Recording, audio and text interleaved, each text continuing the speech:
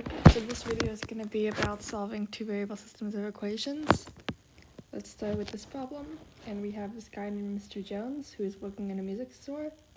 Last week he sold 6 more, so 6 plus, let's fix this, 6 plus 3 times the number of CDs that he sold this week. So last week,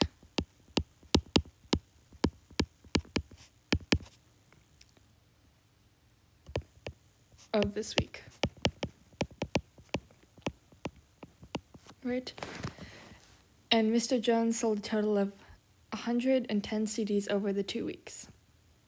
Okay, so the number of CDs he sold last week, let's abbreviate that with LW, plus the number of CDs he sold this week, TW, equals 110, so 110 CDs.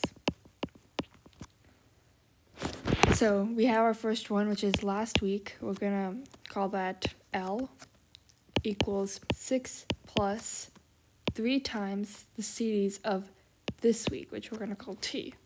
And L plus T equals 110. And then we can use substitution. We have L alone on one side, so we will plug in this part into that. So 6 plus 3t, which is this week, plus t equals 110 CDs. And then we just combine like terms. So 4 times this week plus 6 equals 110. Subtract and then divide. That'll give us 104 equals 4t. And when we divide, we get t equals 26.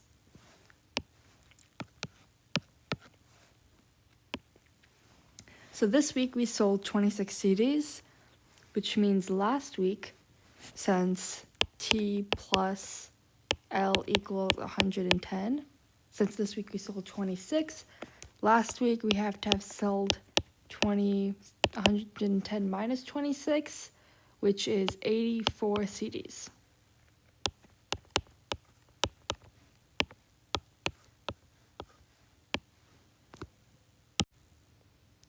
Okay, so for our next question, we have this sort of famous problem. It's more of a trick problem, honestly, where it's a bat and a ball cost $1.10 in total. The bat costs $1 more than the ball. How much does the ball cost? See, one incorrect answer would be the bat costs $1. Okay, let's fix that. The bat costs $1. And the ball costs 10 cents. But we can easily see that's wrong because the bat is only 50 cents more than the ball when we are told that the bat costs $1 more. So this cannot just be solved. Well, it can be, but it can't be easily solved by just staring at it and getting an answer like that. So we'll write a system of equations. Because bat and ball both start with a B, it would be very impractical to start both of our variables with a B. So we are going to use the last letter. So T will be a bat, and L will be our ball. So we know that T plus L equals $1.10, and that a bat, T, equals L plus $1, meaning L plus $1 is equal to T, because the bat is $1 more than the ball. Like if you had $1 more than your friend, for your friend to have the same amount that you have, your friend would have to get $1 from someone just to have the same amount as you. And now we could solve this using the same substitution that we used earlier by just substituting T in to here. And we get L plus $1 plus L equals $1.10. So 2L plus $1 equals $1.10. Okay, continuing where we left off, sorry. So 2L plus $1 equals $1.10. So 2L equals 10 cents. And we divide both sides by 2, and we get L equals 5 cents, or 0.05 of a dollar. And since we know that the bat is $1 more than our ball, we know that the bat is equal to $1.05,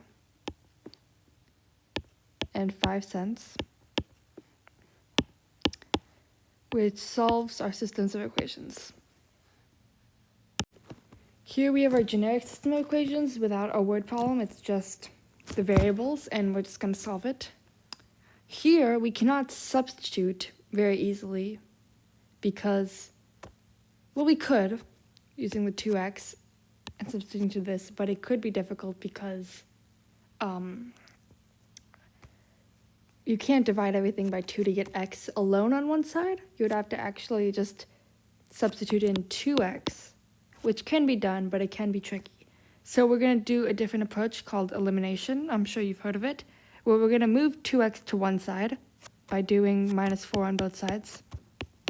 And we get 3y plus 1 equals 2x. We also have 4x equals 15 minus 7y. We subtracted 7y on both sides to get that.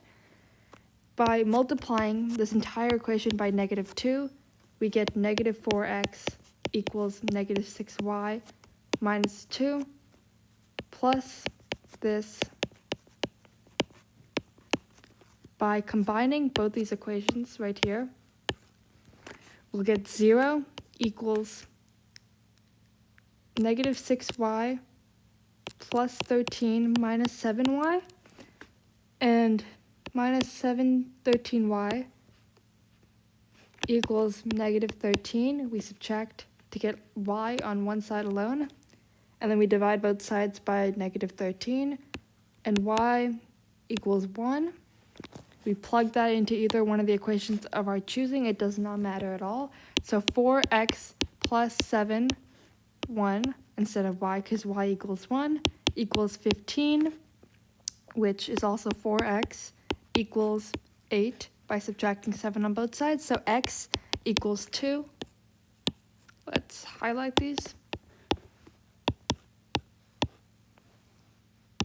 We have another systems or equations problem that is not a word problem, and we could solve it similarly by using elimination, or because we have x alone, we could always just substitute by moving x to one side, which is what you want to try to do all the time. So 10 minus 3y, and we substitute that into our equation above. So 2 times 10 minus 3y, because x equals 10 minus 3y, plus 4y equals 14. So 20 minus 6y plus 4y equals 14. Negative 2y plus 20 equals 14.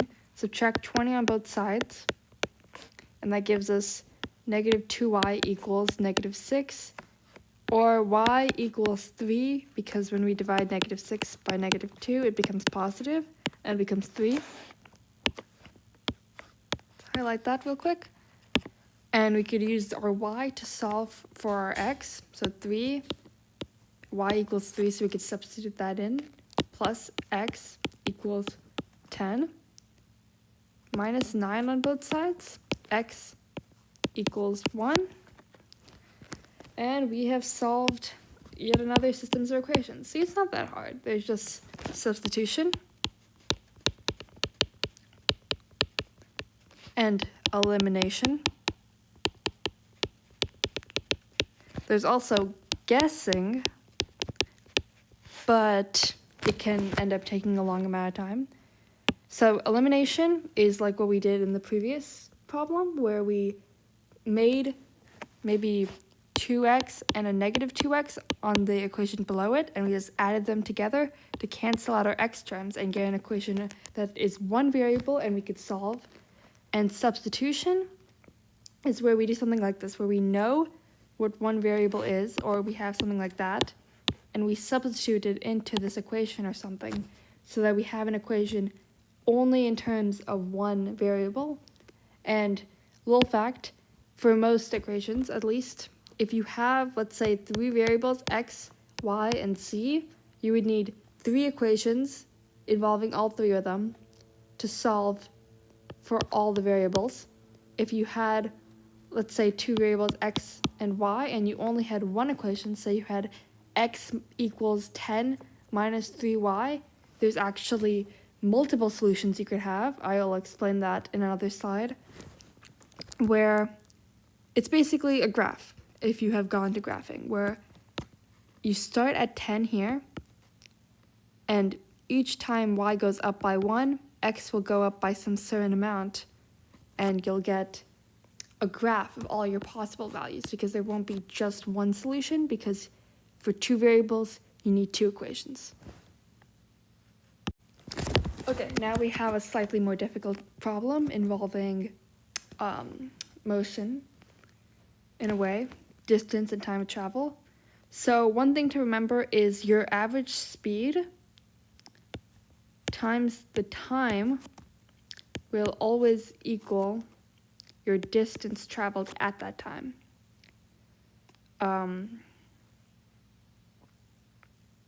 Yeah, I was gonna think of some easy way to remember that. It's just, let's say you go 60 miles per hour for 1 hour, and you've ended up going 60 miles.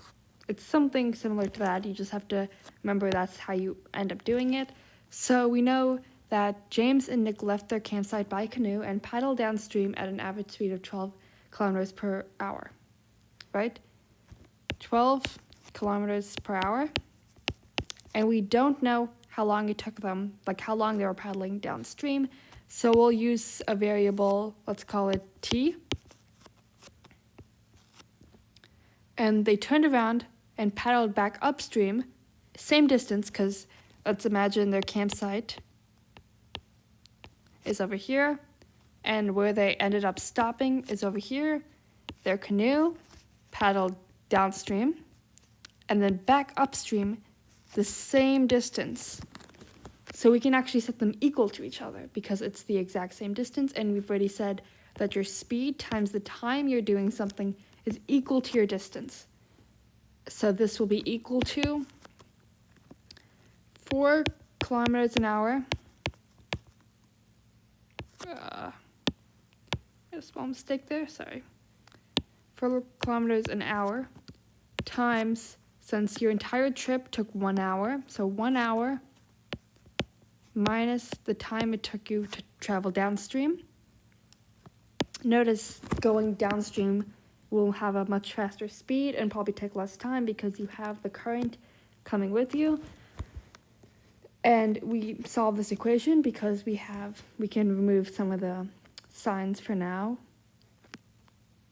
12 kilometers an hour times your time, because your time will be in hours, we could just do 12t equals, because when we multiply hours and the hour here will cancel out, and we'll get 4 minus 4t.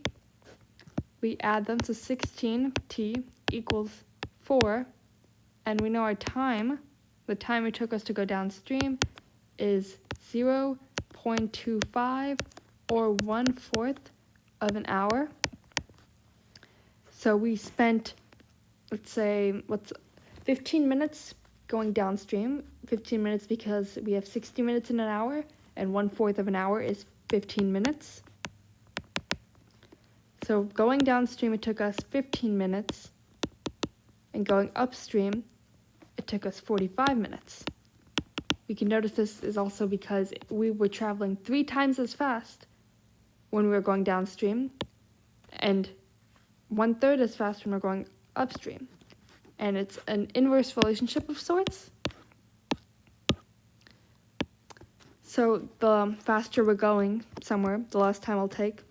The slower we're going somewhere, the more time it'll take. And it has some sort of relationship because t is equal to distance divided by speed.